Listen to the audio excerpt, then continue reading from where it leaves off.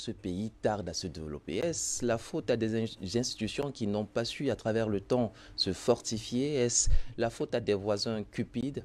Parlons justement de notre voisin. Oui, sur le tableau qui suit, un autre pays, pas grand par la taille ni par la richesse de son sous-sol. On parle bien du Rwanda, avec ses quelques, et c'est très peu, 26 338 km², et ses quelques 20 millions d'habitants. Il fait figure aujourd'hui, selon l'Organisation des Nations Unies, comme le modèle de développement du pays en Afrique. Alors, ce tableau croisé nous amène à nous poser une question. Les conflits qui opposent les deux grandes villes, les deux grandes capitales, Kinshasa et Kigali aujourd'hui, est-il un conflit qui trouvera issue favorable un jour? La voie diplomatique peut-elle être envisagée? Quelles sont même les sources profondes de ces désaccords qui grandissent et qui s'élargissent entre ces deux pays pourtant unis par l'histoire, unis par des liens de fraternité? DBS Télévision et DBS Matin ouvrent donc le débat et posent la problématique des enjeux qui se cachent derrière la discorde entre Kinshasa et Kigali. Peut-être vous à la maison, vous vous posez également la question. Dernièrement, et c'est plus récent, les autorités de Kinshasa accusaient Kigali d'être les financeurs du mouvement M23 qui opère dans l'est du Congo et qui ne cesse non seulement de piller cet endroit du Congo qui est assez riche, mais aussi à décimer la population de ce côté. Kigali, naturellement, y a répondu en proposant une fin de non-recevoir à ces accusations jugées horribles, mais surtout non fondées. Revenons un peu dans l'histoire avec vous, qui êtes de cette terre. Qu'est-ce qui cause la brouille entre deux pays que tout lie? Et quand on parle de tout, on parle de l'histoire, de la culture et même des langues. Merci beaucoup, M. Rim, de m'avoir donné la parole sur ton plateau. Je n'ai jamais eu la première parole. Aujourd'hui, vous me l'avez accordé parce que vous avez estimé que c'est un sujet qui me concerne au plus haut point. Déjà, je vais vous dire quelque chose qui est vrai et que tous nos téléspectateurs qui nous suivent à travers le monde doivent savoir. Il n'y a jamais de conflit entre Congolais et Rwandais. Je parle des peuples. Le peuple congolais et le peuple rwandais sont des peuples frères, hormis le fait que une partie du Rwanda est composée de Nilotiques et que nous sommes les Bantous. C'est cette différence qui a été utilisée par les Belges pour séparer ces territoires. Mais souvenez-vous encore d'une chose. Dans l'histoire, ces deux territoires, le Rwanda et Urundi, Urundi étaient même territoire avec le Congo. Donc si la colonisation n'avait pas pesé sur l'Afrique, on pourrait même être un seul pays. On aurait dû être un seul pays. Vous voyez? Mais malheureusement, l'histoire est celle qu'elle est. Donc je pense que fondamentalement, nous n'avons aucun problème entre Rwandais et Congolais parce que nous sommes des frères, nous sommes des Africains et je pense qu'ensemble, nous sommes plus forts que divisés. Maintenant, ce sont les contingences politiques, historiques qui ont fait que nous arrivons à cet état que nous constatons aujourd'hui entre le Rwanda et le Congo. Mais il faut retourner dans l'histoire. L'histoire commence lorsqu'on parle, vous parlez des génocides rwandais. Mais mon frère, les génocides rwandais a commis combien de morts? Si on peut faire les statistiques, parce que je vous ai amené des chiffres. Les Congolais sont morts. À ce jour, nous avons plus de 20 millions de Congolais morts dans ces conflits inutiles qui opposent à la surface les deux pays, mais en réalité, qui justifient les intérêts des multinationales. Et je vais aller plus loin, parce que ce sont les multinationales qui causent cet état de fait pour éliminer carrément les populations qui sont dans les territoires nantis de richesses dont ils ont besoin. Et je ne sais pas si l'UNICEF ou l'ONU nous regardent parce qu'ils sont même en train de détruire les parcs de Virunga pour exploiter le pétrole. Donc on va constater l'inhumanité de ce qu'on appelle la communauté internationale et cette élite-là, cette oligarchie internationale-là qui n'a rien à foutre avec la vie des individus et qui oppose les États, qui établit les pions par-ci par-là pour opposer les peuples et détruire même ce qu'ils considèrent eux-mêmes comme patrimoine de l'humanité. Donc en réalité, c'est aberrant. Il n'y a pas plus de morts rwandais que de morts congolais. Le Congo, aujourd'hui, c'est mon pays. C'est un drame à ciel ouvert. C'est un drame à ciel ouvert. Et la communauté internationale regarde ces pays sombrer et accompagne la destruction de ces pays. Parce que simplement, ces pays ne doivent pas se relever. Vous avez dit plus grand, 4 fois plus que la France. Oui, le Congo, c'est 27 pays de l'Union européenne réunis. Vous voyez, j'ai déjà eu l'occasion de vous le dire ici. 27 pays de l'Union européenne réunis font la superficie de la RDC. 2 345 000 km². Le Congo, c'est 68 000 km² de terres arables. Ça veut dire qu'au Congo seulement, on peut nourrir le monde entier. Je ne vais pas vous citer toutes les autres richesses, parce que c'est vraiment un scandale géologique. C'est un paradis terrestre. Mais ce pays-là a un défaut d'avoir, au sommet de son histoire, des nationalistes, malheureusement, dont mon arrière-grand-père, arrière-grand-père, Simon Kimbangu, qui a chassé les Belges. Je suis son fils direct. Je suis dans le sang. Je ne fais pas ces combats depuis les médias qui fabriquent les panafricanistes. Depuis mon enfance, je suis dans ces combats. Donc, je vous dis, c'est un drame à ciel ouvert, ces pays, aussi nantis et riches. Il y a un député ivoirien qui a dit un jour, je ne vais pas citer son nom, il a dit, lorsque le Congo va se relever, l'Afrique va se relever. Les gens ne l'ont pas pris au sérieux. Mais Frantz Fanon nous a dit quelque chose. L'Afrique a la forme d'un revolver dont la gâchette se trouve au Congo. Prenez-le au sens géopolitique, je parle sur le contrôle des éminences grises qui sont sur le plateau, qui vont le démonter. Parlons en termes de richesse. Le Congo, c'est le cœur de l'Afrique. Le Congo relie toutes les parties de l'Afrique. Le Congo, c'est un territoire autre qu'un territoire ordinaire. C'est autre chose. Et l'histoire de ces pays, c'est une histoire bizarre. Le Congo a donné au monde les gens comme Kimpa Vita. Je vais revenir à votre question. Je vais d'abord brousser. Kimpa Vita, qui, une jeune femme de 20 ans. Aujourd'hui, là, on nous vend l'illusion de l'émancipation de la femme, comme si chez nous, on brimait les femmes. Kimpa Vita s'est levée en 1776, la même année où les États-Unis ont acculé l'indépendance face à l'Angleterre. Cette femme s'est levée contre la coalition arabo-portugaise. Qui était à la base de razzia qui était orchestré dans tous les villages africains pour prendre les gens et les amener aux Amériques. Cette femme s'est levée et dit que, pas l'esclavage dans notre terre, on l'a brûlé vif. Les Occidentaux l'appellent, on l'appelle la Jeanne d'Arc africaine. Et les Congo, Bakongo comme moi. Voilà. Vous voyez? Donc, je vais chuter par là, mon frère, pardon, donnez-moi une seconde, c'est une introduction. Quand vous voyez ces pays, historiquement, c'est un grand pays en Afrique. C'est un grand pays. Simon Kimbangu est considéré, heureusement, j'étais en Russie. Moi, j'étais en Russie. J'ai vu une ruelle qui s'appelle Kimbangu. J'ai vu une université qui s'appelait Lumumba, même s'ils ont changé les noms. Kimbangu est considéré comme étant le père de la décolonisation du continent africain. Donc, ce pays a une histoire en Afrique.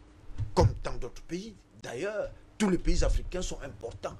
Ils ont une histoire dans la construction de ces continents.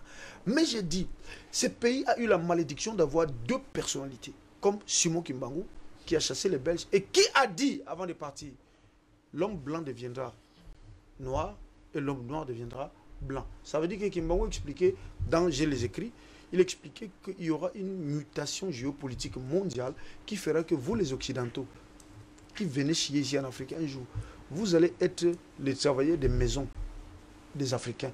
Parce que l'Afrique va prendre conscience et l'Afrique va se relever. Voilà. C'était un défaut. De deux, Lumumba est celui qui a refusé de mettre le Congo sous tutelle des Nations Unies. Ils ont réussi en 2006 avec la bénédiction du président Joseph Kabila. J'ai beaucoup de respect pour le chef d'État, même s'il n'est pas prouvé qu'il est congolais et qu'ils ont parachuté comme une poêle dans la sauce à la tête de ces pays. Ils ont réussi à mettre ces pays. Et je vais vous dire, la particularité de ces pays, le Congo, avant d'arriver à ces conflits, la particularité, c'est que c'est un pays placé sous tutelle des Nations Unies. Donc, l'État congolais est un État fictif. Il faut que les gens sachent ça. Le Congo est un pays placé sous tutelle des Nations Unies.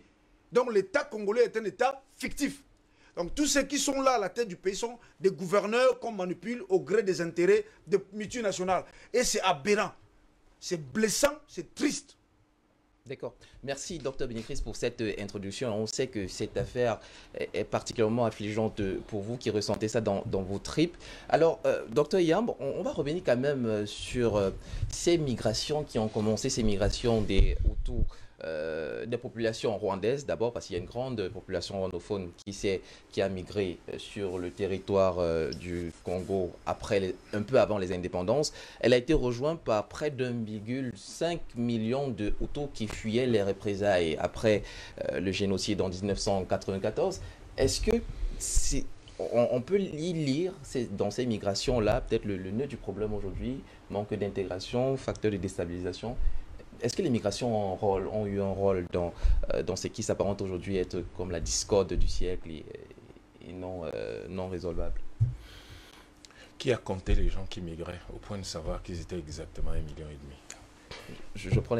J'utilise des moyens de bord, docteur. Je prends les statistiques qui sont mises à ma disposition. Vous savez, le problème de l'Afrique, c'est que l'Afrique ne vit pas de ses propres données.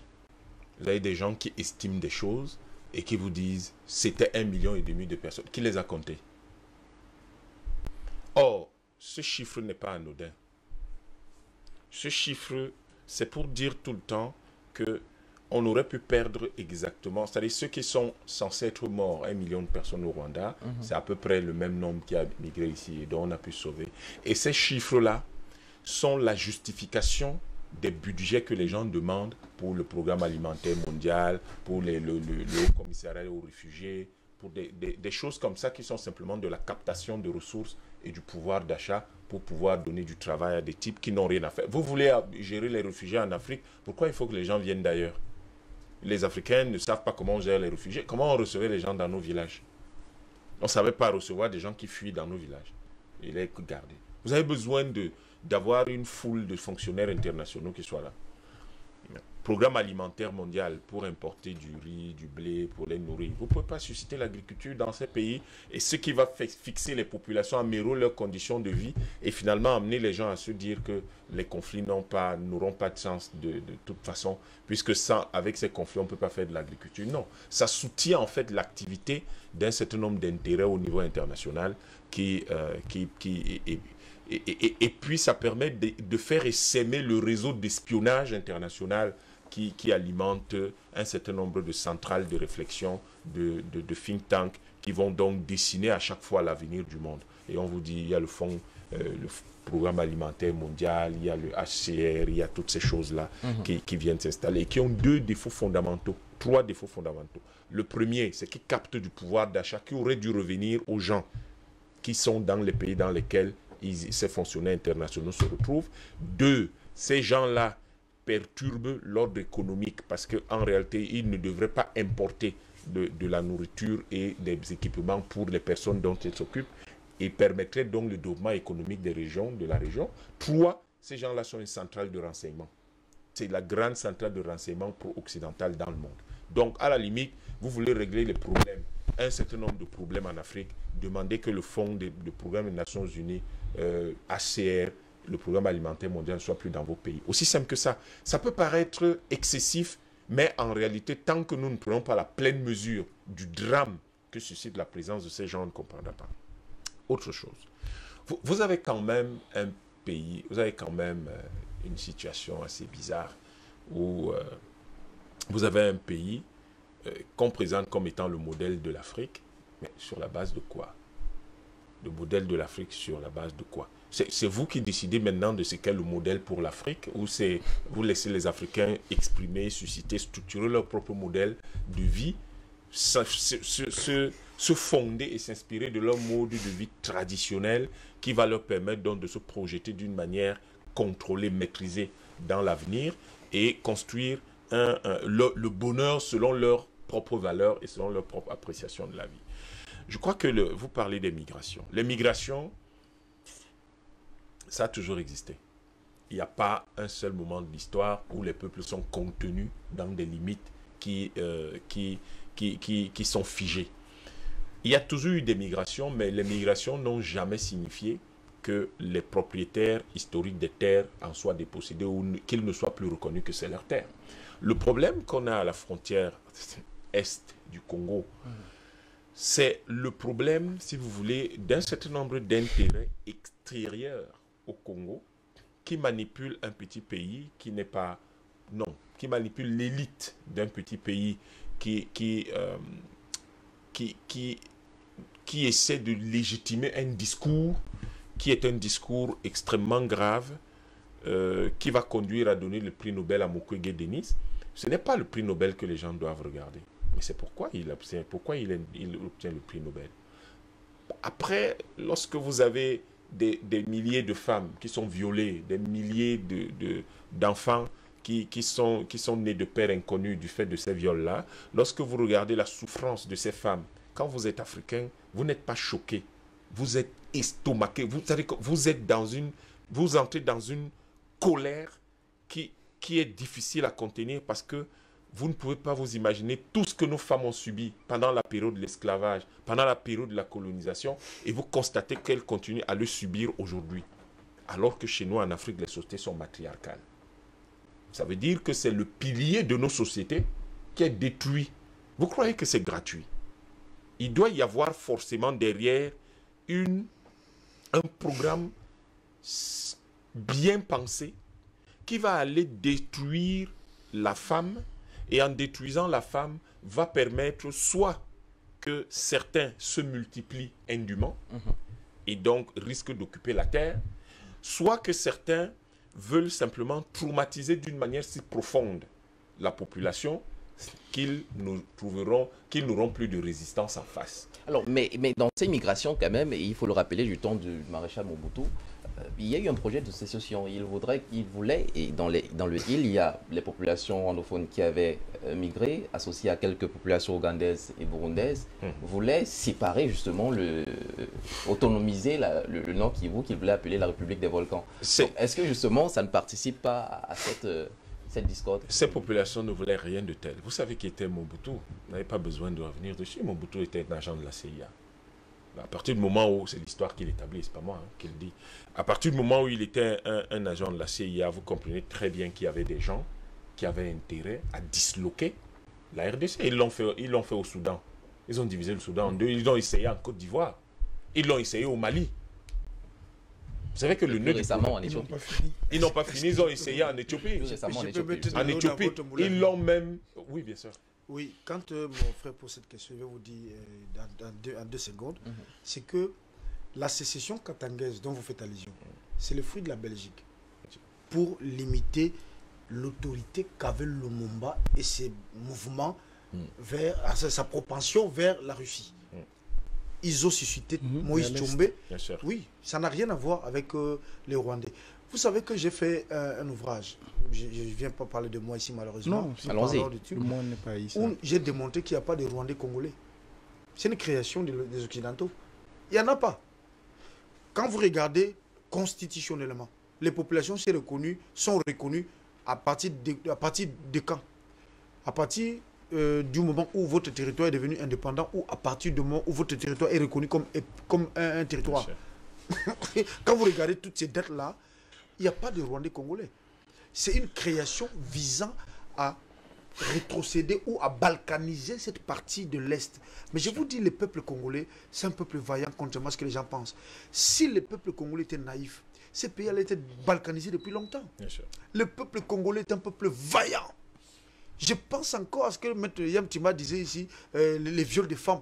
Mais c'est devenu une arme de guerre. Malheureusement, le Rwanda, un pays frère, est utilisé pour perpétrer ce genre de massacres au Congo. Et c'est là où nous interrogeons donc les rôles de l'État congolais, mais je pense que je ne vais pas usurper les droits de parole de M. Yamtima. Merci pour cet ajout. Oui, merci pour cet ajout. Et donc, vous disiez? Ben, écoutez, je disais non. Il faut pas imaginer que les gens avaient une volonté manifeste qu'il y avait une volonté populaire de sécession. Tout le monde connaît les conditions dans lesquelles émergent les Tshombe et tout cela. Et Lumumba, vous savez, Vous aviez quelqu'un qui estimait d'ailleurs que le Congo avait des limites, était dans une camisole de force et qui s'expliquait que le Congo s'épanouirait bien plus, bien davantage dans le cadre de l'Afrique tout entière que seulement dans ses limites. Il avait compris très vite. Bien sûr, c'était des gens extrêmement intelligents, ces gens-là. Et je vous rappelle qu'il parlait, il était dans la trentaine. Donc, ces gens n'avaient pas, non pas, il n'y a pas une volonté populaire de sécession. Il y a des élites africaines qui sont manipulées. Tout le monde se rappelle c'est-à-dire que entre Tchombe, Lumumba et puis Kasavubu, on se souvient que les discussions étaient telles que on se demandait, mais pour qui roulait Lumumba, Tchombe et Kasavubu? On a toujours eu le sentiment que Lumumba était complètement à côté par rapport à leur façon de voir. Mais pour le cœur de votre problème, de la question que vous me posez, la vérité est que ne rentrons pas dans le jeu qui consiste à dire il y a eu des migrations, il y a eu ceci. C'est comme ça que les Occidentaux essaient d'expliquer un certain nombre de choses. Au fond, c'est les mêmes populations, c'est le même peuple. Comme c'est le même peuple, ils bougent simplement d'un village à un autre. Il se trouve que au lendemain des indépendances, il y a des frontières, il y a des États dont on divise. Cette division fait que, finalement, on peut se saisir quand même, on peut manipuler plus facilement un petit État que de grands États. On peut manipuler plus facilement 10 millions, 20 millions de personnes que 100 millions au total. Et la situation dans laquelle nous sommes aujourd'hui est une interpellation très vive. J'ai vu que, par exemple, le président Lorenzo de l'Angola, qui est, alors là encore, on multiplie toujours des petites organisations qui sont de nature à fragiliser la cohésion de nos pays, qui est président du comité intergouvernemental des Grands Lacs, c'est pas sérieux. On a la CEAC qui intermédiaire existe entre le Rwanda on a la CEAC qui existe déjà. Donc, dans le cadre de la CEAC, il faut des mécanismes. Et c'est là où j'interpelle toujours et je dis, vous ne pouvez pas avoir la CEAC, vous ne pouvez pas continuer à traîner. Faut si on avait les États-Unis de la CEAC, donc de l'Afrique centrale, je peux vous assurer que tout ce qui se passe là, au nord du Congo, n'existerait pas. Les conneries qu'il y a au Cameroun là, n'existeraient pas. Ce qui se passe en RDC là, n'existerait pas. En RCA, n'existerait pas. Pourquoi? Parce que dans un espace aussi grand, vous avez la capacité, la puissance de feu suffisante pour mettre tout le monde d'accord. Et vous avez également, surtout, les conditions économiques suffisantes pour satisfaire tout le monde et pour que vous puissiez négocier. Ce ne serait plus les seuls Rwandais qui négocieraient avec les Américains dans les rapports qu'ils ont. Ce serait plus le seul Congo qui serait dans une situation en fait, dos au mur, dans une situation défensive qui la mettrait mal à l'aise, qui le mettrait mal à l'aise dans les négociations internationales. La question des migrations est une question évoquée généralement par le système occidental pour justifier en fait que des étrangers, des gens considérés comme étrangers soient là, qu'on ne protège pas assez les minorités, qu'on ne fait pas assez. Et au bout du compte, cela leur donne l'opportunité d'entrer. Et je sors par quelque chose. La fameuse MINUSCO, la munition des Nations Unies au Congo. Quand Béni Chris dit c'est un État sous tutelle, mais qu'est-ce que fait cette mission des Nations Unies au Congo depuis 20 ans? 20 000 hommes. 20 000 hommes. Aujourd'hui, 17 000 hommes. Ils sont 17 000 à peu près, ils ont réduit un peu. Oui. Mais comment peut-on détruire toute une région? Vous avez 17 000 hommes et on ne voit vraiment pas quel est l'impact de ces gens-là pour arrêter le conflit. Comment pouvez-vous expliquer que vous ayez une armée aussi importante qui est là depuis 20 ans? Mais depuis 20 ans, on a quand même 10 millions de morts. C'est 10 millions, Béni Chris? 10 millions. 10 millions de morts. 20 millions de morts. 20 millions ça veut dire que cette armée accompagne le génocide le plus important du... Et on n'en parle pas. Comme c'est à cheval entre les siècles, c'est le génocide le plus important à ce jour après l'esclavage. Oui. Parce que... Et ça, c'est tellement grave, c'est tellement traumatisant pour ce peuple. Il faut que les Africains comprennent les enjeux. Il y a d'un côté des gens il y a des élites contrôlées de l'extérieur. Et vous avez un petit pays qui a beaucoup souffert. Le Rwanda a énormément souffert à cause du génocide qu'il a subi. Mais je ne suis pas sûr que l'élite rwandaise est aujourd'hui dans une situation, a aujourd'hui une attitude de paix et de réconciliation avec tous ses voisins. Or, c'est ça l'urgence, cette attitude, cette quête de réconciliation, cette quête de paix avec tout le monde doit être importante. La dernière fois, je vous parlais ici de la crise de courage en Afrique. Il faut avoir le courage de dire non aux étrangers et de leur expliquer qu'à long terme, le développement de nos pays, la satisfaction des besoins de nos populations se feront non pas avec des étrangers, mais plutôt avec nos voisins, parce que c'est ça, si vous voulez, c'est là l'espace, si l'espace naturel d'épanouissement des peuples et des hommes. Et je prends votre sortie pour vous relancer. Patient parfait, est-ce que ce qui se passe aujourd'hui, la situation actuelle qui oppose les deux pays, n'est pas quelque peu une métastase du conflit ou alors du génocide rwandais? Est-ce que ce n'est pas les répliques de ce conflit? Vous avez totalement raison, mais je commencerai par la fin de cette prise de parole pour moi. Et cette fin va s'arrimer à quelque chose de fondamental qui a été dit par Maître Yam et qui de plus en plus est mon leitmotiv sur vos plateaux depuis un bon bout de temps. Il nous faut une fédération des États-Unis d'Afrique. Il nous faut une fédération des États-Unis d'Afrique. Quand on voit le problème rwandais et congolais, on se demande si ce n'est pas plus rêve qu'autre chose. Oui, si vous vous limitez aux exécutifs des pays, avec les élites qui nous dirigent, effectivement, ça paraît un casse-tête insoluble. Mais si vous regardez profondément les peuples, leurs souffrances, et j'allais dire la possibilité, si on allait très vite à cette unité, de donner à ces peuples des chances pour vivre mieux, je crois qu'il n'y a pas match, quoi. Vous voyez que les difficultés d'aujourd'hui, qui sont en réalité les difficultés organiques de la part de ces États néocoloniaux qui ont échoué, ne peuvent paraître que relativement, j'allais dire secondaires par rapport à la capacité et à la puissance que vont constituer ces États-Unis d'Afrique si jamais notre voix est écoutée et rapidement un certain nombre d'initiatives sont mises en place pour aller dans ce sens. Pourquoi je le dis? Je le dis premièrement pour dire que même les Hutus, les Tutsis que j'appelle les Bahutus et les Batutsi, les histoires ils sont néolithiques, ils sont bantous, ce sont des conneries. C'est le même peuple. C'est une fabrication de la Belgique de diviser, de dire que comme vous êtes effilés, grand de taille, vous êtes ceci, les autres ils sont comme ça, les uns étaient des bergers, les autres étaient des agriculteurs, et puis bon, on commence à faire ce mélange qui va aboutir à cette haine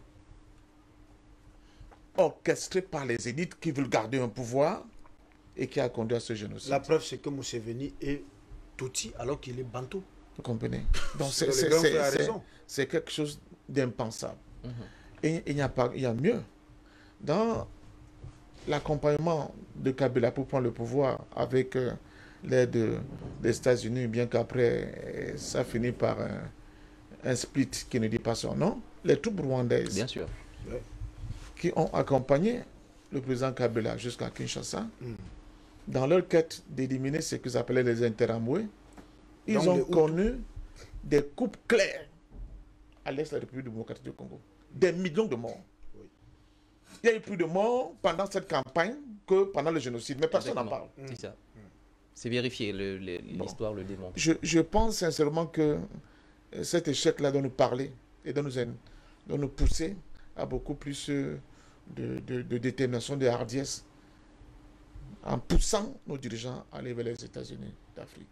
Les raisons de ce conflit, ils sont connus. Ils sont connus. Je vous prends un exemple terre à terre. Le marché mondial des coltan se trouve à Kigali. Mais Il n'y a pas une Kigali petite... n'a pas 2% de Il n'y a coltan.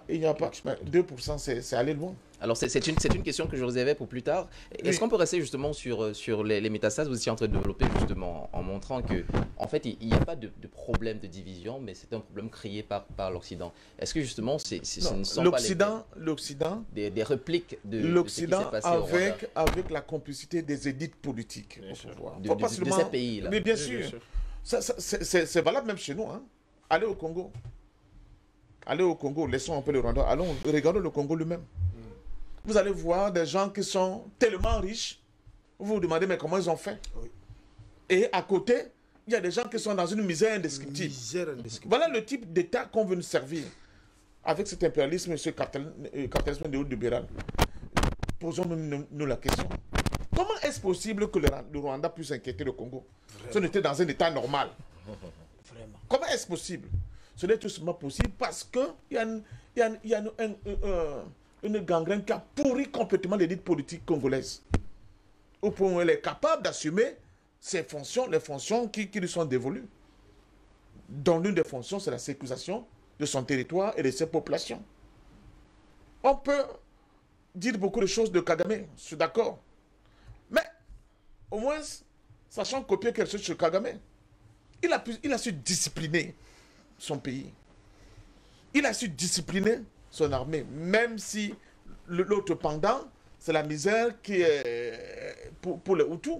Et même pour ses propres Tutsis qui remettent en cause son pouvoir. Vous vous souvenez de cette jeune dame qui a voulu être candidate à l'élection Arrêté, présidentielle? emprisonné, Elle- violé. Elle est, bon, je ne veux pas aller de là, mais elle a été arrêtée, emprisonnée. C'est dit dans la Sa presse. mère a été Dit dans la presse. arrêtée, emprisonnée. Sa sœur a été arrêtée, emprisonnée. Tout simplement parce qu'elle a osé, alors qu'elle est Tutsi. Si on revient à ça, autant que Kagame, pour dire, mais il faut un autre management de ce pays. Vous ne pouvez pas manager ce pays en pensant que ceux qui ont été vaincus, dont les Hutus, ne sont pas des Rwandais. Parce qu'en réalité, dans une certaine philosophie à la Kagame, ces Hutus sont considérés aujourd'hui comme citoyens de seconde zone. Ça pose un problème. On ne les voit pas beaucoup. On ne voit pas beaucoup pourquoi? On ne voit pas beaucoup parce que ceux qui construisent le monde, ils ont échelonné ce qu'ils ont appelé les génocides. Et là, vous allez voir le caractère raciste de cette pensée. Ils ont dit le plus grand génocide, ce fut la Shoah. Les Juifs. Après la Shoah, C'est le c'est Rwanda. le Rwanda. Une On a aberration. passé par perte de profit la traite négrière et ses conséquences. On a- Et même la traite c'est une arabo-musulmane. Mais le problème arménien est même plus important. Plus important. Non, ça, pour eux, ce n'est pas important. Et parce que le génocide Tutsi est le petit frère de la Shoah, on a accordé ces cartes blanches complètement à Kagame, qui est un ancien quand même de West Point, Bien sûr. aux États-Unis. C'est un officier qui a été formé Oui. à West Point et qui a été dans les troupes rwandaises et ougandaises qui ont accompagné Museveni au pouvoir. Oui. Ça aussi, il ne faut pas oublier. Donc, voilà la situation. Dans les échecs, les responsabilités sont à plusieurs dimensions. Première responsabilité, c'est l'élite politique congolaise qui a tué le Mumba, Ouais. embrassé l'impérialisme et qui est incapable aujourd'hui, qui est rentré dans une espèce de jouissance perpétuelle dont le summum avait été atteint avec le pouvoir de Mobutu et qui continue aujourd'hui. Bien sûr. Lequel a bradé de façon richesses du pays. ostentatoire les Et richesses qui ne du s'est pays. pas préoccupé de la vie des Congolais, de la sécurité des Congolais. Premièrement. Deuxièmement, c'est cette affaire-là de celle du but de Kagame qui... Bon, je ne suis pas un psychanalyste pour comprendre l'attitude du président Kagame, mais qui a cru que, quand vous dites plus jamais, puisque c'est plus jamais, aucun Tutsi ne doit être touché, alors là, s'adosser complètement sur l'Est de la République démocratique du Congo pour faire, n'est-ce pas, briller le Rwanda. Le Rwanda. Et je sors par là une seconde. Les Occidentaux ont joué ce jeu à fond, à un niveau que vous ne pouvez pas vous imaginer. Est-ce que vous savez que pour les Occidentaux, d'abord dans leurs officines, ils avaient décidé pour récompenser le Rwanda et pour dissoudre, absoudre leur propre responsabilité dans ce génocide rwandais, ils ont décidé qu'ils allaient dépecer une partie du Congo pour le retrocéder au Rwanda. Et Sarkozy l'a affiché. Sarkozy Je vais y à revenir dans ma Kigali deuxième prise de parole. a pris la parole pour dire ouvertement que il faut que la partie de l'Est, la République démocratique du Congo, revienne au Rwanda. Et ce n'est pas anodin, parce qu'on Et sait que les cette Africains partie sont là, ils regardent. est Ils ne disent immensément rien. riche. Après, on va constater qu'il y a des millions de personnes qui meurent chaque jour. Tout à l'heure, on nous a parlé de viols. Mais tout ça, ce sont des constructions pour continuer à entretenir les divisions entre les Africains, les oppositions africaines, comme les appeler Urubeb ou Mnyobe, et continuer de nous servir cet héritage complètement glauque dans lequel on se débat depuis, mais tout simplement parce que justement, il manque de courage politique pour aller vers l'unité politique de notre continent. L'unité politique de notre continent vont résoudre tous ces problèmes. Premièrement, il n'y aura plus possibilité de dire que, comme ce Congolais, je peux parler au Rwanda, je peux m'installer au Rwanda parce que c'est mon pays. Les Rwandais peuvent aussi s'installer au Congo parce que c'est leur pays. Rwanda, donc il n'y aura pas de problème à ce niveau-là. On va penser le développement de ces sous-régions de manière harmonieuse parce que, en fait, les Africains seront chez eux partout sans cette division Hutu, Tutsi, Balamuyenge, Interamwe, Congolais, etc., qui continuent d'être des constructions néocoloniales qui ne nous permettent pas de décoller. Merci, patient parfait, pour cette première prise de parole. On va filer tout droit chez vous, Maître Franklin. En 2010, l'exploitation de minerais est devenue la première source de revenus, ou alors, oui, de rentrée de devises au Rwanda, un pays qui, on le rappelle, vit du thé et du café en principe, et des rentes liées justement au lendemain du génocide. En 2013, plus récemment, le minerai comptait même pour 28% du PIB. Est-ce qu'au final, ce désaccord, cette mésentente entre les deux pays ne tient pas à ce qu'on appelait le net, la guerre, l'argent? Oui, c'est clair. Par ailleurs, les ressources. C'est clair que c'est l'argent, mais on a essentialisé un problème non essentiel. C'est-à-dire que on a fait paresseusement penser au Rwanda que son intérêt, c'était son pays et non pas l'Afrique. Or, on lui a fait penser. Oui, c'est clair que on parle depuis tout à l'heure, les précédents copanélistes ont bien expliqué le jeu trouble entre l'élite politico-administrative des pays d'Afrique et les organisations et les puissances internationales. C'est que, précisément, les dirigeants africains n'ont pas encore compris que le véritable pouvoir doit leur venir de leur peuple, de leurs organisations, et non pas des organisations internationales et des puissances occidentales. C'est ça la dichotomie dans laquelle on se trouve dans nos pays africains. Mais plus que la simple question des mécanismes que l'État rwandais trouve pour régler le problème, je pense que la crise le conflit sempiternel entre Kinshasa et Kigali met en exergue toute la problématique de la construction de l'Afrique. Si on règle ce problème, on va très probablement trouver la solution au problème de l'Afrique en tant que groupe entité politique et historique. Si on règle le problème du Congo, on va trouver la solution pour régler le problème du Congo. Tout le monde a évoqué ça ici. Mais moi, ce que j'ai envie de dire, c'est, regardez, ce conflit est la preuve de l'échec de l'Union africaine. Ce conflit-là, c'est la preuve que... Je ne vais pas utiliser machin, mais c'est un gros truc qui ne sert à rien. C'est bien la preuve. Le docteur Yamtimba parlait tout à l'heure de la CEAC. C'est bien la preuve que ça ne sert à rien.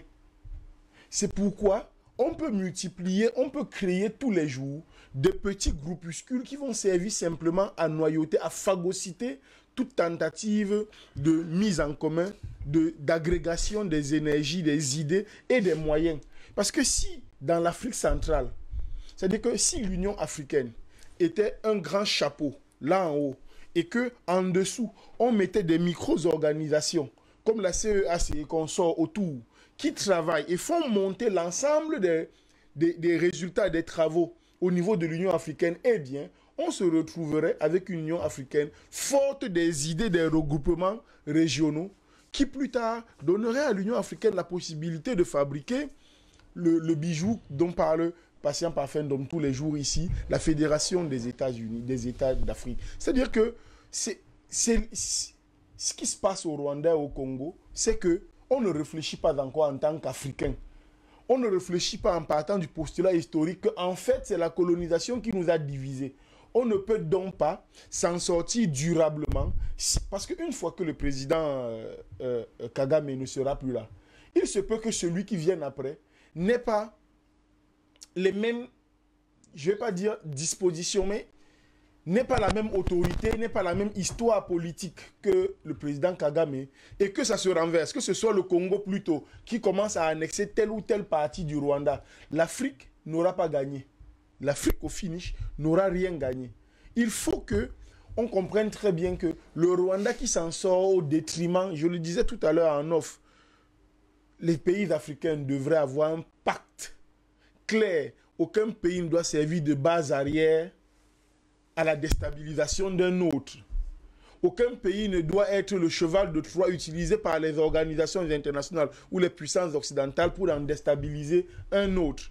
Si on ne parle pas de ces postulats-là, si les pays africains continuent à 22 à 30 000 km² de penser que je peux devenir un pays très riche au détriment de 2 300 000 mètres carrés à côté, un vaste cimetière, eh bien, l'Afrique ne s'en sort pas, l'Afrique ne bouge pas. Oui, on vend un minerai qu'on ne produit pas. Et si le Congo allait s'allier à une autre puissance, s'aliénait à une autre puissance qui, elle, trouvait le moyen de ne plus approvisionner le Rwanda, qu'est-ce que devient le Rwanda? On a bougé? Non, on n'a pas avancé. On aura désaliéné un pays en s'aliénant à un autre. Je veux dire, la problématique de ce pays, c'est la problématique de l'Afrique. Et c'est dramatique combien les Africains peuvent... Des fois, je me pose la question, quand nos chefs d'État se retrouvent, ils se parlent vraiment.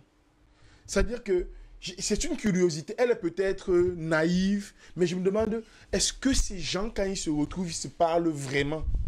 Ils parlent vraiment de leur pays. C'est-à-dire, est-ce que le président congolais dit à ses pairs d'Afrique, j'ai 2 millions de personnes, j'ai 10 millions, 20 millions de personnes qui sont déjà mortes en 30 ans dans mon pays, du fait de notre incapacité, nous, à s'asseoir et à trouver une solution systémique durable à un problème qui se pose à nous.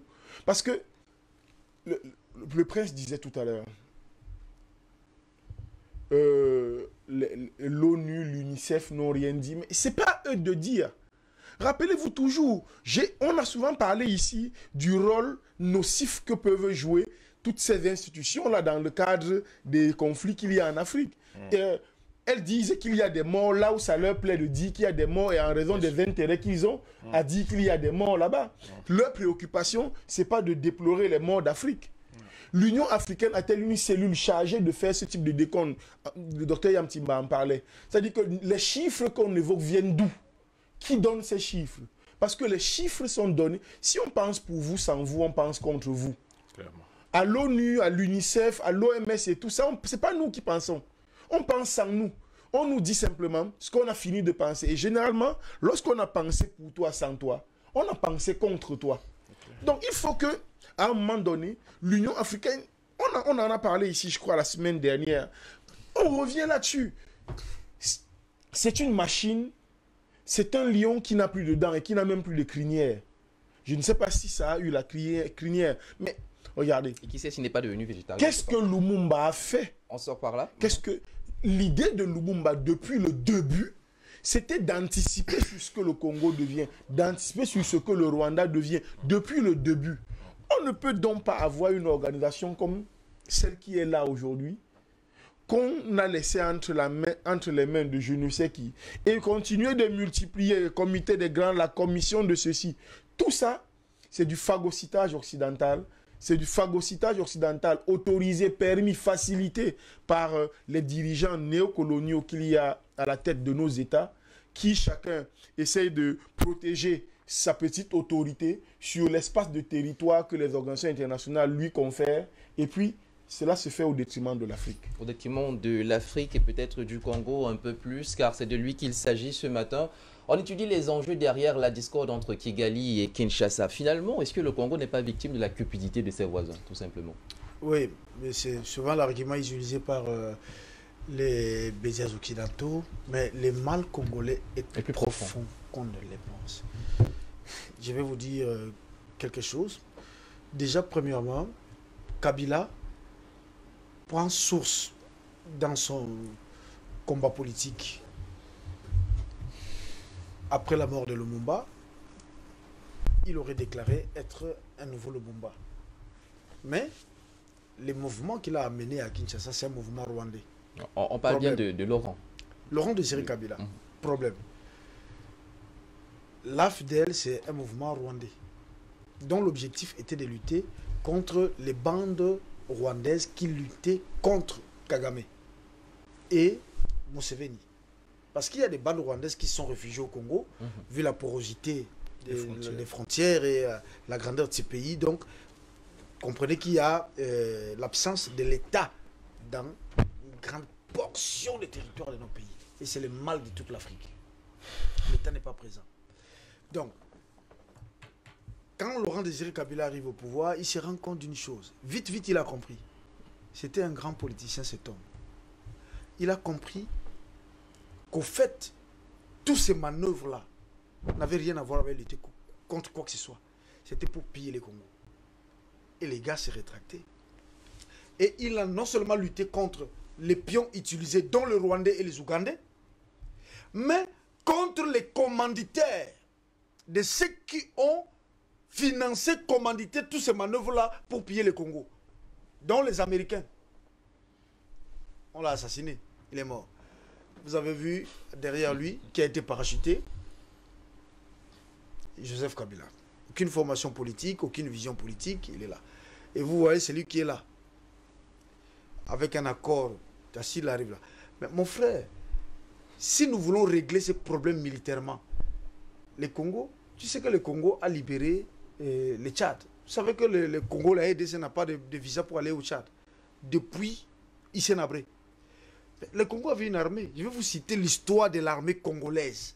Ce qu'on appelle les FD, les divisions spéciales présentielles, DSP. C'est que ces troupes ont fait en Afrique. Et aujourd'hui, la plupart de cette élite militaire congolaise sont des gars du corps de plusieurs présidents en Afrique. Je ne vais pas citer les noms. J'ai dit de plusieurs présidents en Afrique. On ne peut pas parler de régler ça militairement. Si on veut régler ça militairement, on aurait déjà réglé ça depuis longtemps. J'ai dit bien, on aurait réglé ça depuis longtemps. On finissait avec toutes les troupes là, toutes les bandes armées qui pillent le Congo. L'affaire est multinationale. Savez-vous que la guerre au Congo a impliqué plus de 10 pays africains? On appelait ça la guerre du siècle, la guerre africaine du siècle. Savez-vous que Idriss Déby, le Tchad, était impliqué dans la guerre du Congo? Savez-vous que l'Angola était impliqué dans la guerre du Congo? Savez-vous que Mugabe était impliqué dans la guerre du Congo? Savez-vous que Denis Sassou Nguesso était impliqué dans la guerre du Congo? J'ai dit, je peux citer 10 pays qui étaient impliqués directement dans la guerre qui est à l'est du Congo. Mais ce n'était pas pour sécuriser les Congolais. C'est la guerre du minerai. Le Congo n'a pas que le pétrole. Le Congo, c'est un grand réserve de pétrole. On ne le dit pas assez. Au-delà de tout ce qu'on a, le Congo a le pétrole, mais le Congo a le pétrole bleu. Savez-vous faire la différence entre le pétrole noir, l'or noir et l'or bleu? Le Congo a le pétrole bleu. Et il n'y en a que dans la chaîne de Bango. Donc, Congo, Kinshasa, Angola et une partie de Congo-Brazzaville. Le pétrole bleu. On ne vous le dit pas assez. Donc, le mal congolais est plus profond et dépasse les micro-États que nous avons à la tête de nos pays. Comme l'État rwandais, comme l'État congolais. Le Rwanda est utilisé, pas le Rwanda, le dit bien, Paul Kagame, je cite le nom. Paul Kagame est utilisé pour déstabiliser le Congo parce qu'on ne peut pas laisser ces pays se relever.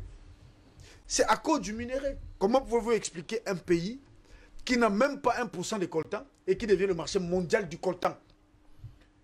Comme le Burkina était devenu le marché le plus grand exportateur de cacao à un moment donné. De cacao, alors qu'ils n'en ont pas. Donc, c'est aller comprendre la nature de l'élite que nous avons. Quand Kagame a été, je ne sais pas, nommé ou bien échu, je ne sais pas, président de l'Union africaine, j'étais estomaqué. J'ai dit, mais mon ami, l'économie rwandaise n'est pas un modèle pour l'Afrique. Il faut qu'on le comprenne. L'économie rwandaise, ça dit que qu'est-ce qu'on dit? On détruit l'autre, on piche l'autre pour se faire la santé. Et ce modèle-là est catastrophique pour l'Afrique.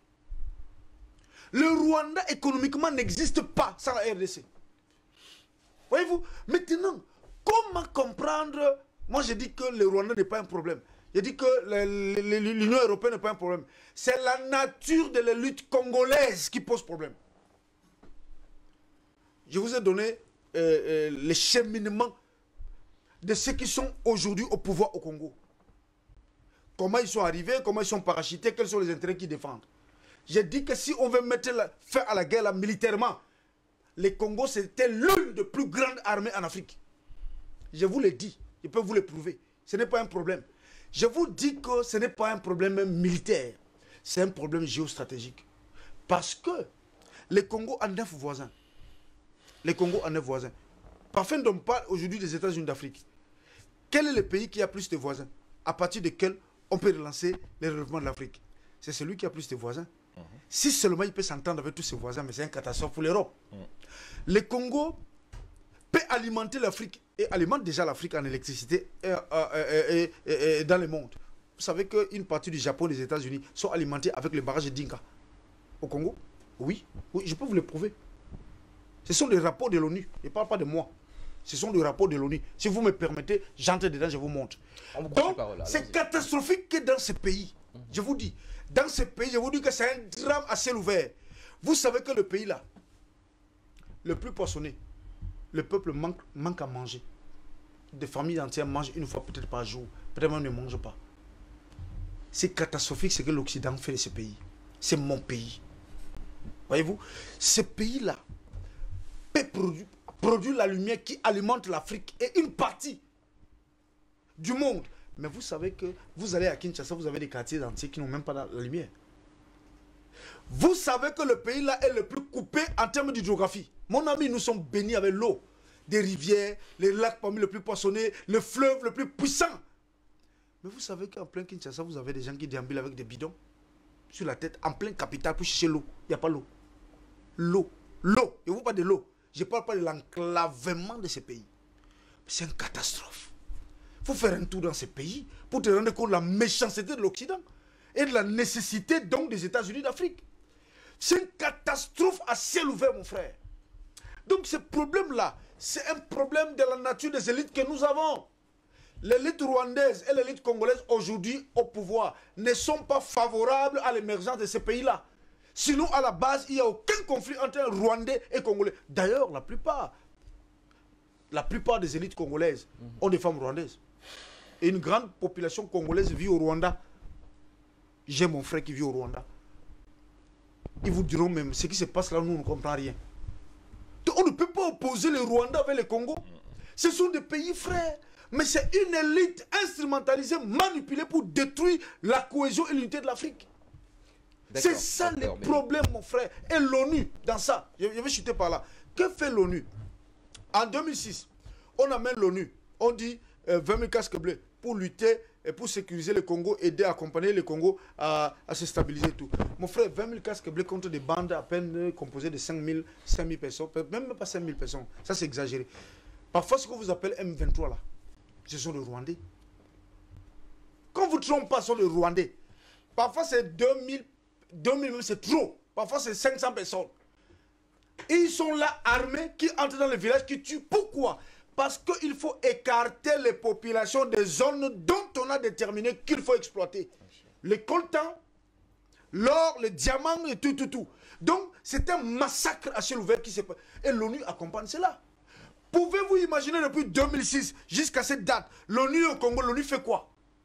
Qu'est-ce qui justifie la présence de l'ONU au Congo? Rien. Et vous avez des présidents qui sont des totaux, qui sont à la tête de nos pays. Vous imaginez une plus grande armée. L'ONU, c'est un État dans un État. Un super État dans un micro-petit État insignifiant qui n'existe pas. Vous savez que l'ONU utilise même les symboliques du Congo comme l'Okapi, les radios. La radio Okapi est plus puissante que la radio nationale au Congo. La RTNC paye mieux ses fonctionnaires que la chaîne nationale. Donc l'ONU que tu vois, la MONUSCO au Congo, c'est un État gigantesque dans un pays affaibli qui n'existe pas. Et donc le chef d'État congolais et les politiciens congolais corrompus écoutent les ordres de l'ONU. Si on vous dit que ne combat pas celui-ci, vous ne le combattez pas. Ne bouge pas ici, tu ne bouges pas, on te dégage. 20 000 casques bleus, 20 000. C'est pourquoi? C'est pour dire à l'État, votre armée ne peut pas faire face à nous. Si vous blaguez, on te écarte. Tu obéis ou tu n'obéis pas. C'est ça l'ONU. C'est ça l'ONU au Congo. Maintenant, j'ai demandé à Tshisekedi, Félix.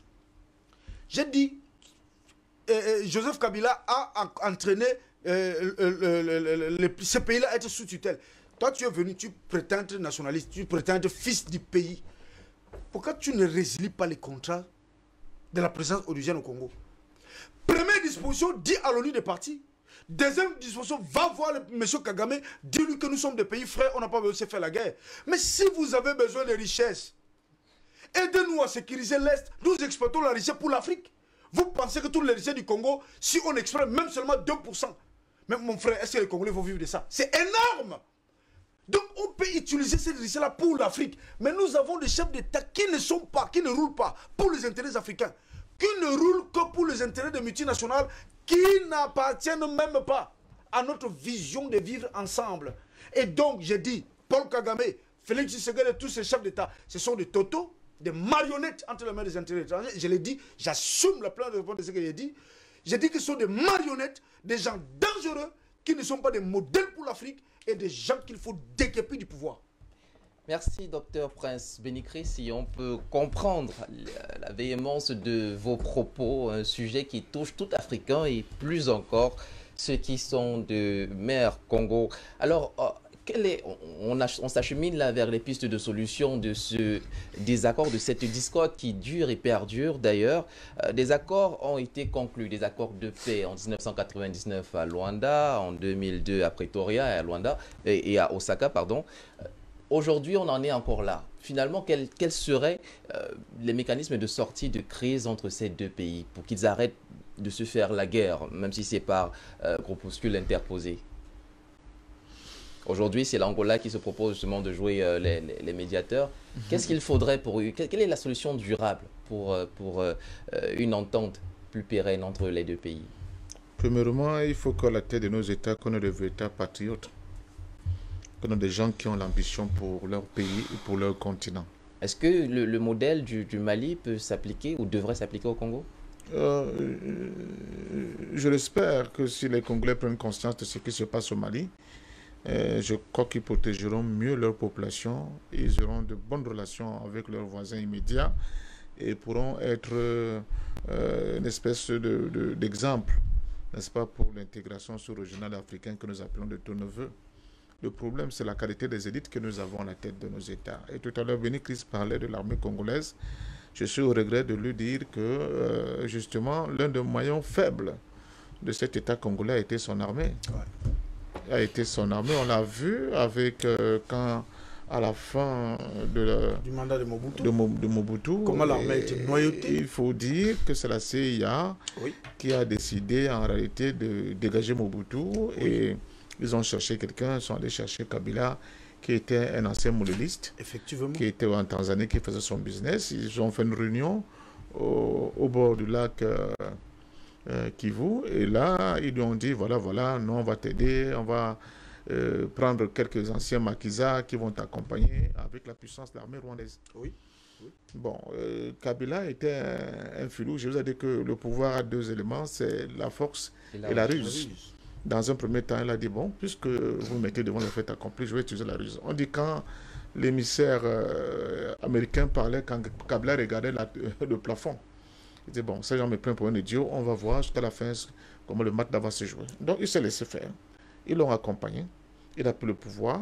Mais avant de déclencher cette opération, Mme Madeleine Albright, secrétaire d'État américain, avait demandé à Kabila un certain nombre d'accords qu'il fallait signer pour l'exploitation justement des minerais, parce que c'est là le nœud du problème.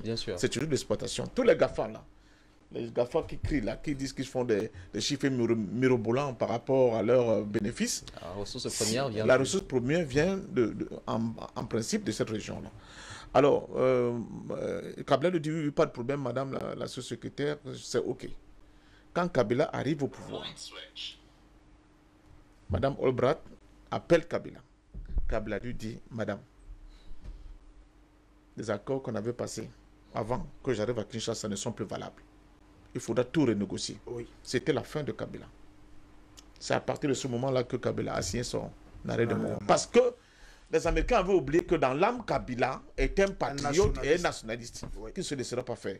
Et d'où la seconde crise qui a été créée entre les troupes rwandaises qui ont accompagné Kabila au pouvoir et l'armée congolaise balbutiante que Kabila a essayé de former. Vous vous souvenez de ce qui s'est passé à Kinshasa avec cette guerre qui a tué, il y a eu beaucoup de morts et qui a repoussé les armées qui ont accompagné Kabila jusqu'au Rwanda.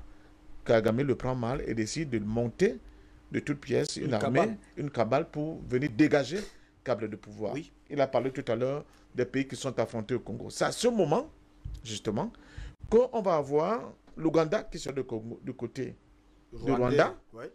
Et le premier qui va voler au secours du Congo, c'est le Zimbabwe de Robert Mugabe.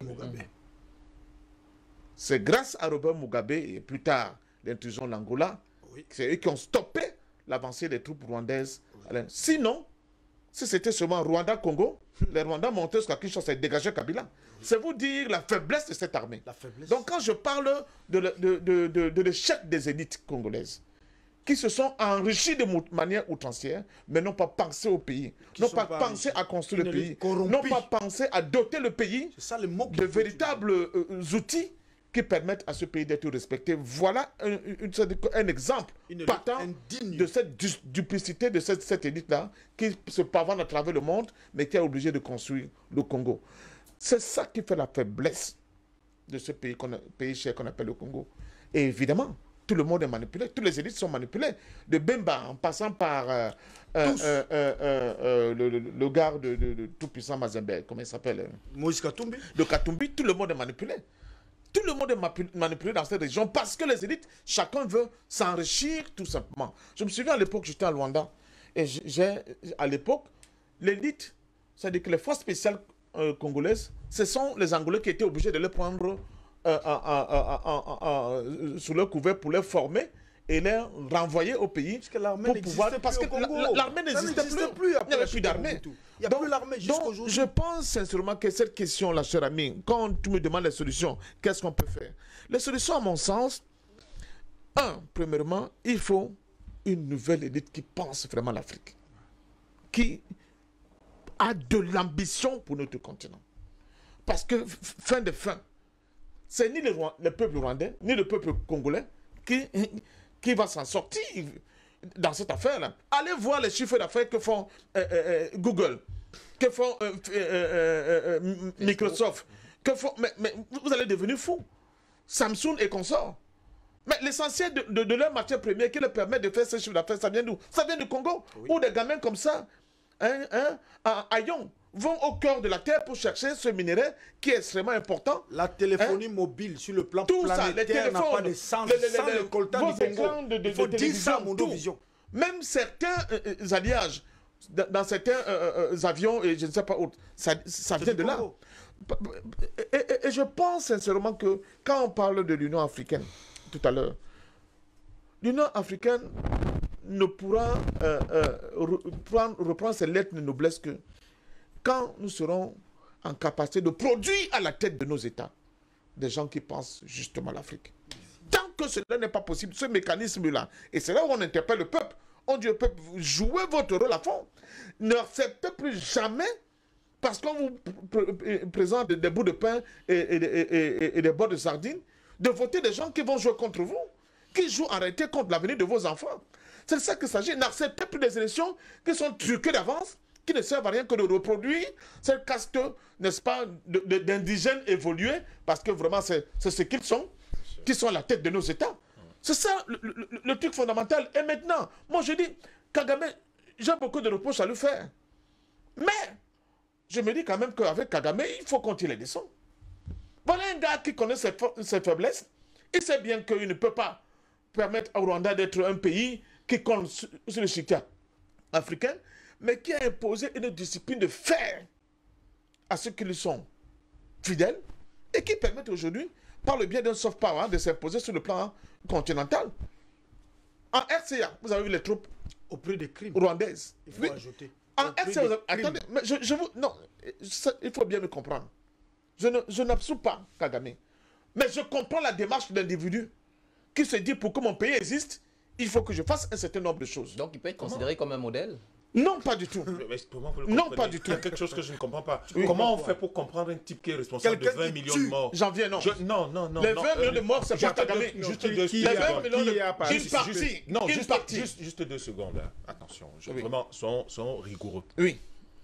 Vous avez participé à ce qu'il y ait 20 millions de morts quelque part, vous n'avez aucun crédit. Sinon, on réhabilite Hitler. On réhabilite Hitler. On réhabilite Hitler C'est et on tout. n'en parle plus. On fait des musées Je Hitler dans les crois morts. qu'il faut qu'on fasse très attention. Parce que Nous sommes dans un... il est le nous sommes- père de l'Allemagne nous sommes moderne. dans un... L'Allemagne qui est là aujourd'hui, c'est Hitler qui l'a construite. Mais il ne viendra l'idée d'aucun Allemand sérieux de donner le moindre crédit, de le dire ouvertement. De le dire ouvertement. Nous ne devons accorder aucun crédit à un type qui est responsable de la mort de 20 millions d'Africains ou qui y a participé.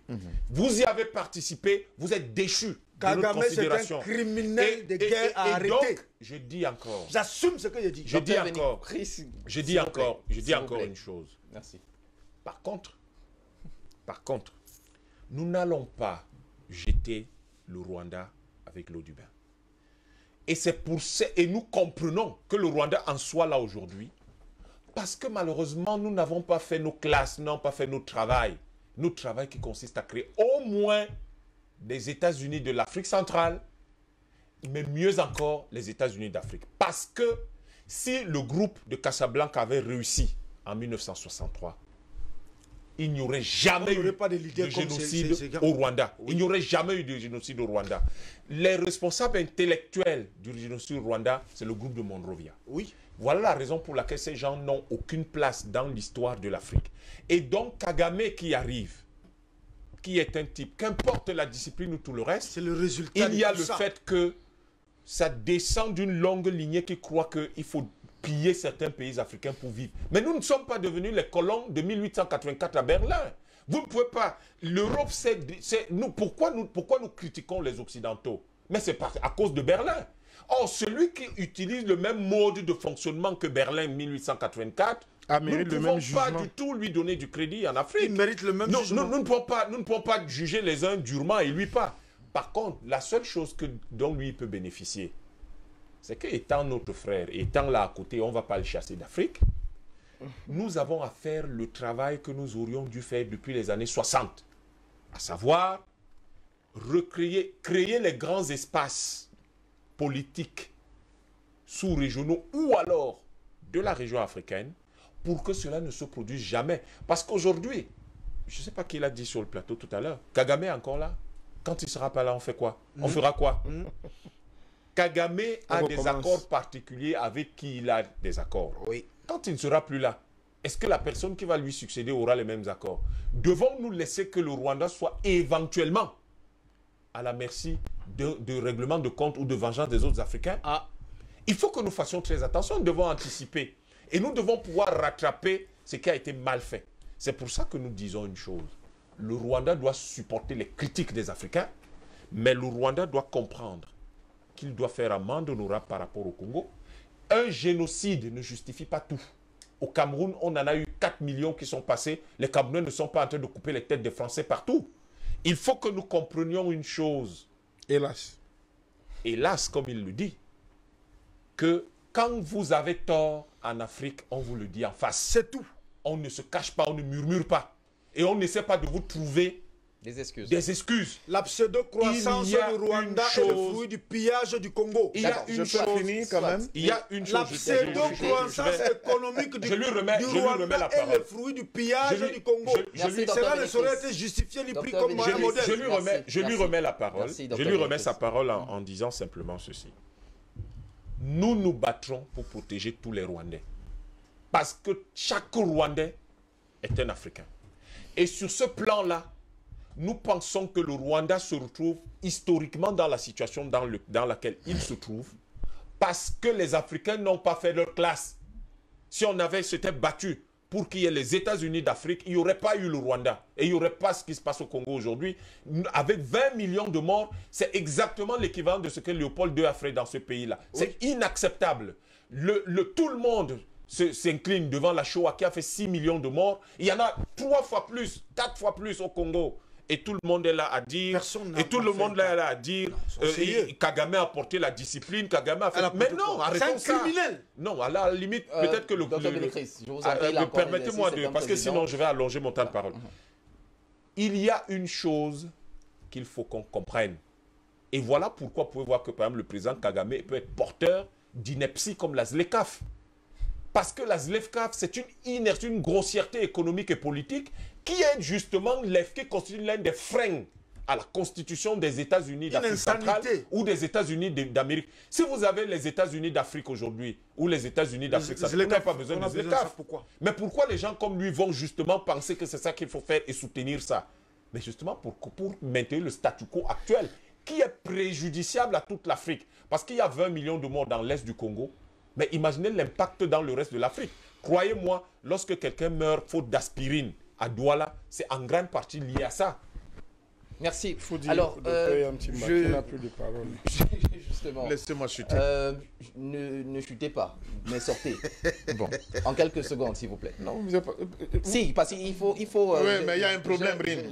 Quand je développe, on me coupe et tu me donnes quelques secondes. C'est ça la beauté du débat. Bon, je suis désolé. C'est ça la beauté du débat. Bon, écoutez. Allez, réagissez en quelques secondes. Écoutez. Réagissez, s'il vous plaît. Je suis étonné de cette espèce de manque d'agilité du point de vue dialectique que je constate sur le plateau depuis hier. Bon, les Congolais meurent, n'est-ce pas? Les Congolais continuent de mourir à l'est de la République démocratique du Congo, n'est-ce pas? Inversons les rôles du point de vue leadership. Faites de Kagame un Congolais.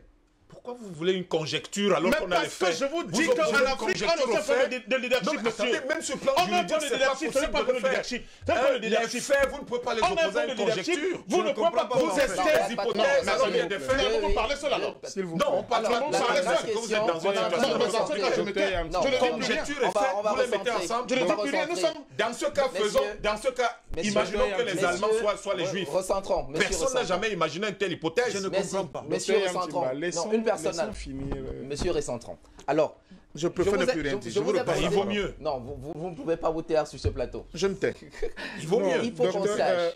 Il faut qu'on sache. Je n'ai plus rien à dire. Maître Franklin, laissez-moi y aller. Il faut... Parce que depuis hier, il dit des choses que moi je m'étonne. Vous savez que votre rôle ici, je ne vous le rappelle pas, est didactique, comme tous ceux qui sont là d'ailleurs. Alors, je voudrais poser une question simple. Est-ce que vous pensez que le président Kagame aujourd'hui, avec tout ce qui s'est dit, preuve à l'appui, peut être considéré comme un modèle de leadership africain dans cette quête justement d'un nouvel leadership africain? Peut-il être, oui ou non, selon votre analyse, considéré comme tel? Je ne vais pas le comparer à Assimi Goïta au Mali ou à Touadéra, au président Touadéra RCA, mais est-ce que vous pensez que lui également, la jeunesse africaine peut s'aligner, peut rêver en pensant à lui comme un modèle de leadership africain? Alors, c'est une question simple en fait. Inversons le rôle, faisons de M. Tshisekedi, M. Kagame, et M. Kagame, le Tshisekedi, et M. Bénécris est rwandais. À Kinshasa. Donc vous encouragez la rente minière, le pillage d'un pays voisin pour s'élever? J'apprécie quelqu'un au vu des résultats. Au vu comment dire ça, de la réalité. Je dis bravo aux Occidentaux parce qu'ils ont pillé l'Afrique, ils se sont enrichis et ils nourrissent les enfants du pain des sangs des Africains. Alors on acclame l'Occident. Arrêtons donc les discours. Si c'est comme ça que tu vois ça, c'est ton problème. Si vous continuez, on ne sortira pas de ce sujet et ce ne sera pas de... Je dis, si on met un leadership conséquent à la tête de Kinshasa, il n'y aura plus de morts à l'Est de la République démocratique du Congo. Alors le président Kagame n'est pas comptable de ce qui se passe. Ce n'est pas ce que je dis. Je dis le Rwanda ne peut pas continuer de tuer les Congolais. C'est parce qu'au niveau de Kinshasa, il n'y a pas de leadership. Et je dis... Donc ça justifie donc le crime. Bon, je n'ai plus rien à dire. C'est pas possible. Ok, on va relancer. J'apprécie tous les papas qui partent de voler pour aller nourrir les enfants. Ça n'a rien à voir. C'est la guerre totale. totale. Non, ça n'a rien à voir. Pardon? La conséquence de ce point de vue, c'est que c'est la guerre totale. J'ai un leader qui est à Kinshasa. Il va donc faire une guerre totale au Rwanda. Non, il ne permettra pas que le Rwanda puisse toucher son territoire. Non. Donc ça, voilà. Vous ne l'avez pas écouté, tant pis pour vous. Merci. Non, ne prenez pas comme ça. Patient parfait. Alors, je vous relance avec ceci. Aujourd'hui, le Rwanda, Dr Bénécris parlait de pseudo-développement, mais dans les faits, c'est de développement économique. Dans les faits, quand même, le Rwanda d'esprit. A des infrastructures de pointe. Oui, on le sait. Alors, la question, puisqu'on est en train de parler de la résolution et de la sortie de crise, si elle est possible, est-ce que le Rwanda peut se permettre, après avoir justement mis son pays à ce niveau, se passer donc de cette rente minière et foncière tirée de son voisin et donc faciliter des accords de paix plus durables et de communion entre les deux États? Effectivement, je vais évacuer cette question rapidement pour me donner un peu d'espace pour revenir sur les points qui ont été discutés précédemment. Allons-y. Oui, facilement oui. La rente minière permet au Rwanda d'avoir des ressources qui peuvent, lesquelles ressources peuvent lui permettre de développer d'autres secteurs et donc de s'affranchir, de s'autonomiser de la nécessité d'aller rechercher tout le temps la même chose dans un pays voisin en utilisant les méthodes que nous avons décriées complètement ici. C'est une possibilité. Donc je crois avoir répondu à ta question. C'est possible de le faire. Et il faut rappeler que le Rwanda, c'est récent comme information, atteint l'autosuffisance alimentaire au moins avec le maïs. Oui, je l'ai lu il y a 48 heures. Le Rwanda est autosuffisant du point de vue du maïs et est même devenu un pays exportateur pour le reste de l'Afrique. Exactement.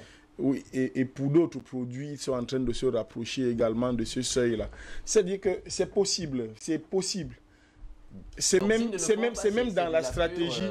Mais je veux dire que je ne sais pas, je ne vois pas pourquoi, sur la chute du propos du grand frère, il serait totalement en contradiction avec ce que Dr Bénécrist lui-même a dit. Le Dr Bénécrist a dit dans son dernier propos, dans sa dernière prise de parole, que un leadership congolais beaucoup plus nationaliste, beaucoup plus travailleur pour l'Afrique et pour le Congo, pensez-vous qu'il irait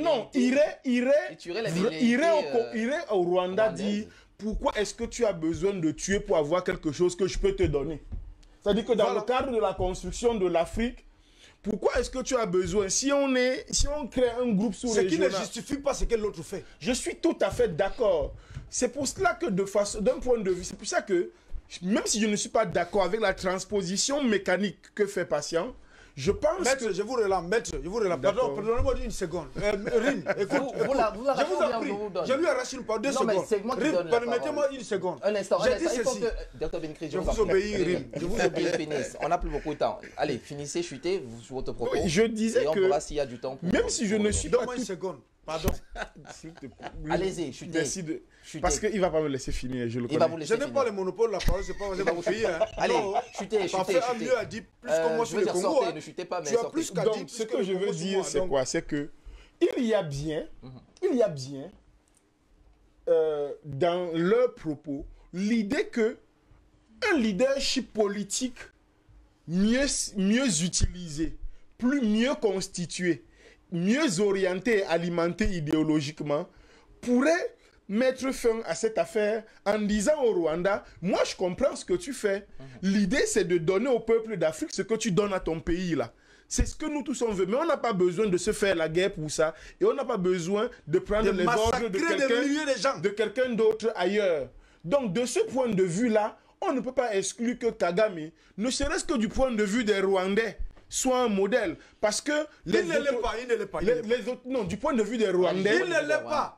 Il y a des Rwandais qui les détestent et qui ne veulent même pas vivre dans ce pays. Au Congo, si vous connaissez un pays d'Afrique qui a un président que certains ne détestent pas, je crois qu'il ne faut pas être manichéen.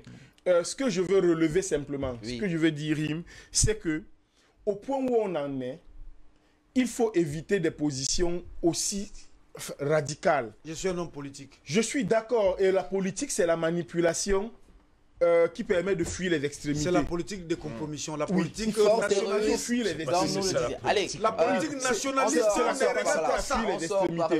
Moi, je réitère, le problème du Congo et du Rwanda, c'est à la fois le problème global de l'Afrique, le problème du pragmatisme politique d'un homme politique, celui du Rwanda, et le problème de l'incapacité de leaders politiques du Congo à mettre en place des politiques qui permettent de se sécuriser, parce qu'on ne peut pas se vanter d'avoir 2 300 000 km² si on ne les maîtrise pas. Même on ne peut pas s'en vanter. Même pas la moitié du territoire. Voilà. On ne peut pas se comporter comme si les multinationales sont en faute. Elles ne sont pas en faute. Elles sont dans leur rôle. Et l'Afrique même va réussir lorsqu'elle va pouvoir avoir aussi non seulement la capacité à mettre en œuvre des politiques internes qui nous donnent de la hauteur, mais aussi à perturber les autres dans le rapport de force internationale. Parce que je l'ai dit ici hier, je le réitère, la société internationale et les rapports internationaux, ça ne se fait pas sur des feuilles vertes, ça se fait sur des feuilles sèches qui craquent. Donc un peu de pragmatisme ne serait pas mauvais. Merci. En quelques secondes, dites-nous. Merci beaucoup. Je vais sortir de ce débat en citant quelqu'un que j'ai beaucoup aimé, Emery Patrice Lumumba. Un jour, pendant la sécession katangaise, Lumumba s'entretenait avec Kasavubu. Kasavubu était manipulé par les Américains, tombé par les Belges, et Lumumba ne savait plus à quoi faire face. Et Kasavubu lui dit, tu ne penses pas que le Congo est trop grand, on devait diviser le Congo? Je vous dis, la pensée de diviser le Congo est une proposition de l'ONU, de l'Organisation des Nations Unies. C'est une proposition occidentale. D'accord. Attends, je vais chuter par là. Parce que ces pays du nord au sud, de l'est à l'ouest, par rapport au centre, c'est une richesse. Donc, Kasavubu, Lumumba a écouté Kasavubu. Et heureusement, Dieu merci, c'est acté, c'est libellé, c'est imagé. Lumumba dit à Kasavubu, mais monsieur le président, le Congo n'est pas aussi grand que la Chine. Le Congo n'est pas aussi grand que la Russie. L'URSS à l'époque. Il dit non, ce qui manque au Congo, c'est un leadership de grandeur. Un leadership qui a une vision de grandeur. Et je vous le dis, jusqu'à ce jour, nous n'avons pas un leadership de grandeur au Congo. Si nous avons un leadership de grandeur au Congo, les pommes rwandais disparaissent en une seconde.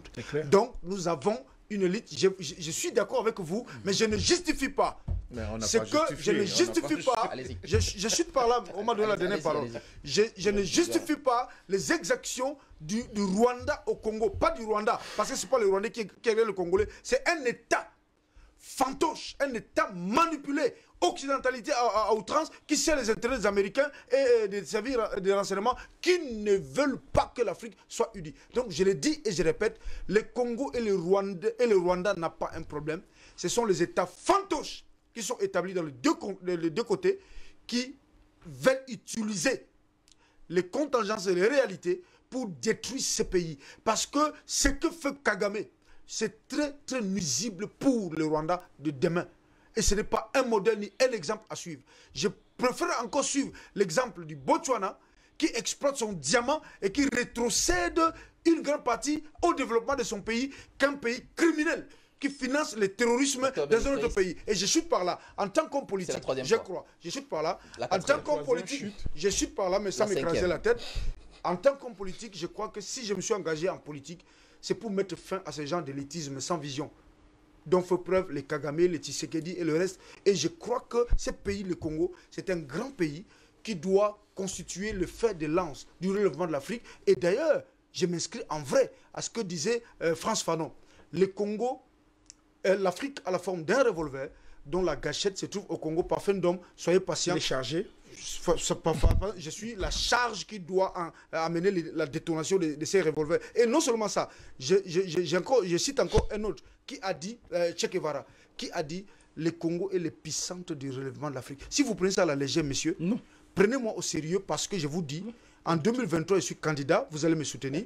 Et je pense que toute la diaspora qui me suit va me soutenir pour chasser les gens comme le Tshisekedi, comme le Paul Kagame au pouvoir. Ils sont inutiles. Merci, docteur. On doit les chasser du pouvoir pour confisquer le pouvoir et donner aux Africains la possibilité de s'autodéterminer. Congo.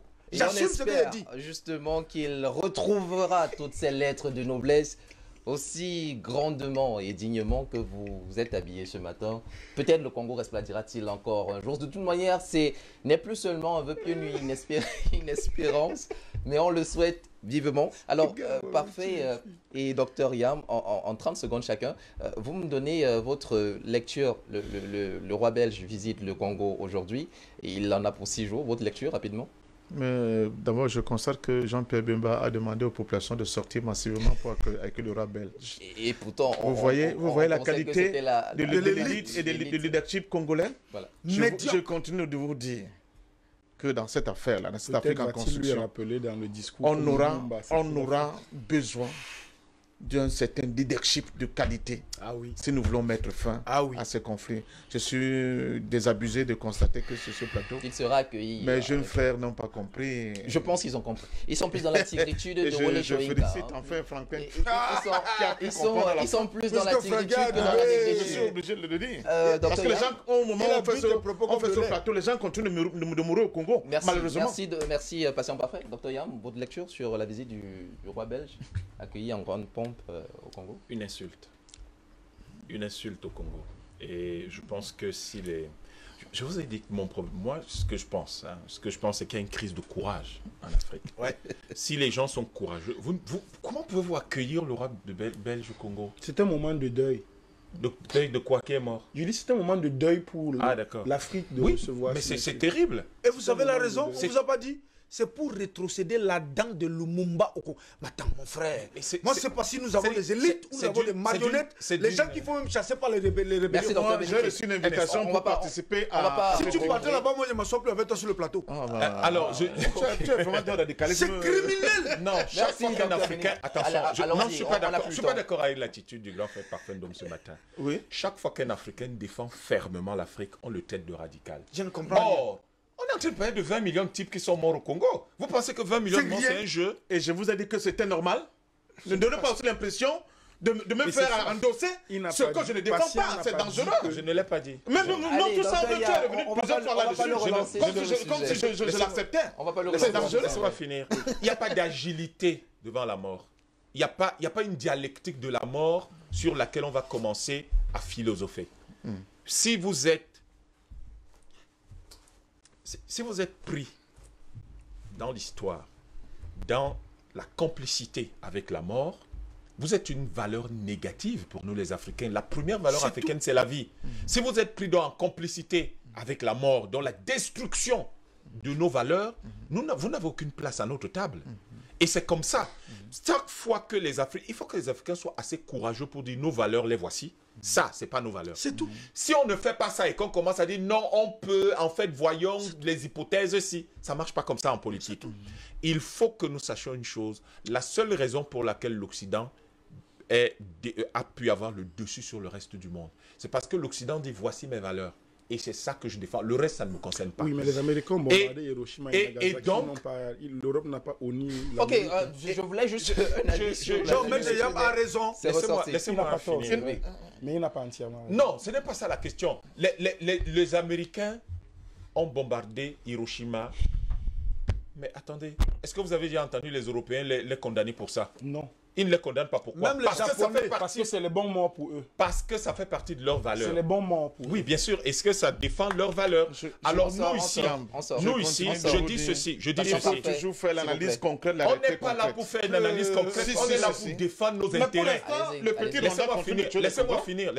Laissez-moi finir. Ils ne le feront pas tant qu'il y aura des bénéfices. Quelqu'un d'autre. Non. Ils ne le feront plus quand il y aura des bénéfices au pouvoir. Ok, je vous l'ai dit. On vous le souhaite. Mais on laisse finir, Dr. Yam. Je dis ceci. C'est ce qu'il dit d'ailleurs. Je dis qu'il faut une élite. Autant de Mobutu, tu as vu un seul pays de l'Est oser s'azarder contre le Congo. Dr. Je suis en train de dire ceci. Laissez-le finir, je vous en prie. Laissez-le finir. Vous avez vu ça? Mobutu, c'est un exemple maintenant. Ce n'est pas un exemple. Il avait une armée. Le problème est militaire. Sécuriser le territoire du pays, c'est militaire, mon ami. Je dis ceci. Tous les problèmes, attention. Tous les problèmes. La solution n'est pas uniquement militaire. C'est vrai. Parce que je vais vous dire une chose. Quand vous avez un moustique sur l'œil, il n'est pas vraiment recommandé de taper là-dessus. C'est vrai. Donc, il faut qu'on comprenne une chose. La solution n'est pas que militaire. La solution même peut se retrouver à un niveau qui est simplement l'intégration de la RDC et du Rwanda dans un ensemble sous-régional. Ce qui est déjà fait. D'ailleurs, ce qui est déjà fait. Que le Rwanda... On sort par là, docteur. Vous savez ça? La RDC a signé l'entrée dans l'organisation de l'Est, vous le savez. J'arrive à si vous voulez, vous avez l'information. J'arrive à quelque chose. Mais ça n'arrive pas à résoudre les problèmes de l'Est. Ce n'est pas ça le problème. Docteur Bénicrisse, si vous n'arrêtez pas de prendre la parole, on sortira. C'est pas d'aller dans une organisation sous-régionale. S'il y a les États-Unis de l'Afrique de l'Est, c'est-à-dire un État unique, un État central de l'Afrique de l'Est, ça règle le problème si ces deux pays en sont membres. Si ces deux pays sont membres de la CEAC et que nous avons les États-Unis de l'Afrique centrale, donc un État unique, c'est différent quand il s'agit d'un État. Et son pays de l'Union africaine. Parce qu'un État, ça permet de régler ce genre de problème en interne facilement. Et je dis ceci, le Rwanda n'est pas, on ne va pas le jeter à l'eau du bain. Et on ne va pas absoudre le Congo de ses propres turpitudes. Effectivement. Lorsque vous avez, si on avait eu au Congo un leadership comme celui de Lumumba depuis les années 60, il n'y aurait jamais eu ce problème. Jamais. Mais aujourd'hui, nous espérons qu'il va y avoir un leadership congolais qui va se relever et qui va pouvoir créer les conditions de la fin de cette crise qu'il y a là-bas. Nous ne comptons pas trop sur lorsque des gens vont recevoir le roi belge pour qu'il remette une dent de Lumumba, ça n'augure pas de lendemain extraordinaire. On espère seulement que ce mandat arrivera à sa fin et qu'un certain nombre de choses vont pouvoir être réglées. À moins, puisqu'on parle de la force de la Russie, qu'un jour, le président Tshisekedi vienne nous expliquer exactement ce qu'il veut faire. Merci, c'est ainsi qu'on ressort, on aime ces matinées sur DBS Télévision et votre programme matinal DBS Matin. En tout cas, merci monsieur, docteur Bénicrisse. On a compris que ce sujet vous tenait aux tripes et c'est du plus profond. C'est moi qui vous remercie. Désormais, il faut donner à Pafendom les matangos. Je pense qu'il ne boit plus les matangos. Merci, patient parfait. Merci de rappeler, s'il te plaît, que les dents de Lumumba appartiennent au patrimoine africain de bien sûr. Oui, c'est rappelé. Merci, maître Franklin. Dieu d'être passé ce plateau. Mais après un procès sur sa mort. Après un procès sur sa mort. Absolument.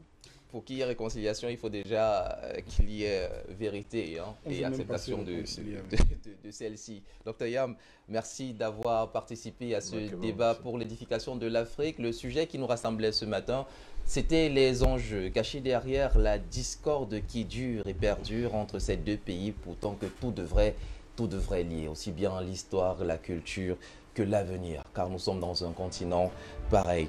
Alors, s'il faudrait ressortir de cette émission pour vous donner rendez-vous demain, on devra dire qu'il n'y ait pas de situation où l'on ne puisse se conduire avec dignité. La douleur, oui, elle est marquante et souvent on laisse des séquelles, mais elle n'est pas censée nous avilir, elle est censée nous élever. Messieurs, merci de continuer à élever l'Afrique. Non en éludant le passé, mais en construisant sur le présent pour un futur meilleur.